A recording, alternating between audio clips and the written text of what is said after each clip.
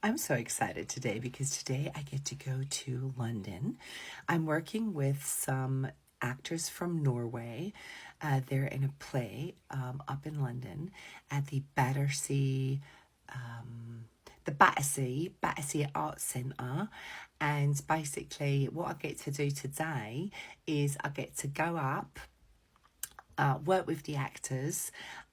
Then what happens is I'm going to go to my hotel, have a little break, and then later in the evening, I get to go and see the play.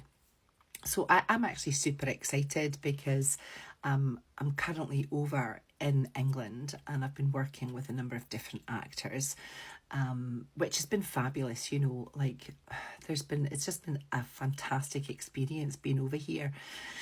And, if you are an actor and you're wanting to do some coaching, do go to the link in my bio because I'd love to work with you. And it is a very beautiful country to come and visit and do working. I love it here. My English is not so good, but the people, they understand. So, I'm here for a while and I get to go play in London today. So here we go.